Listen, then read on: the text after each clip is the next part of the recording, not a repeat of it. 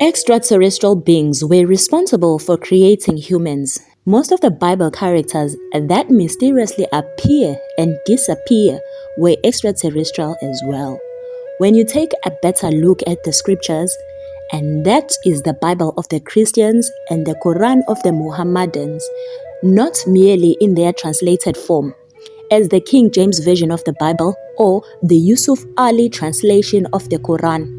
The God of the Muslims sits on a throne in Quran 2:255. He gets angry. In the Old Testament, he sits and talks to Moses on Mount Sinai. He tells the chosen children of Israel that he is jealous, so you better not have any other gods but him, which is in Exodus 34:14. In the New Testament, that wonderful place up there that you will be rewarded for doing good here on earth in biblical times was called heaven. In modern times, it is called Orion. Thus, when you say above, in the Old Testament, in Aramaic, which is Hebrew, the heavens is Shamayim, meaning up there or skies, with a plural ending. When you say the heavens, in the New Testament, in the Greek, you get Ouranos, meaning the heaven of the skies or simply Orion skies. When you say heaven, in the Ashuric or Syriac, which is Arabic of the Quran, Sama or Samawati, again you get clouds or up there. None of them can or do give you the exact place for heaven, except the Greek, which is the Orion constellation, which is in Job 9 verse 9, and also chapter 38 in verse 31 and Amos 5:8. You think of God as a compassionate or loving father figure. In the Hebraic belief, he makes himself appear to those selected prophets like Noah and Abraham, and even Abraham's wife Sarah. He comes down from heavens, which we see in Genesis 11:5.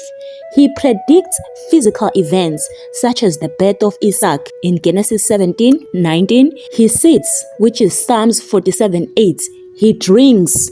He eats the flesh of cooked dead animals in Genesis 18 verse 8. He told her he would return in 9 months, Genesis 18:14.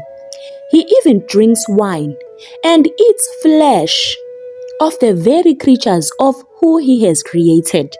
Not to mention, he even likes the smell of burning carcasses disguised under the name of sacrifice. He walks in the cool of the day. So he also has physical feelings or senses. Genesis 3 verse 8. He talks, so he has a voice box. Deuteronomy 5:29. He even regrets, as in the case of regretting creating human beings. Genesis 6:5-6, which are supposedly in his image and after his likeness, Genesis 1:26-27. In some cases, he is even satisfied with his own creations. He changes his mind, as in the case of Abraham. When Abraham convinced Almighty God not to destroy the cities of Sodom and Gomorrah on behalf of one righteous person, Genesis 18:23-28, he takes land from one nation of people whom he created, such as the Canaanites and the land of Canaan, and gives it to another nation of people like the Israelites.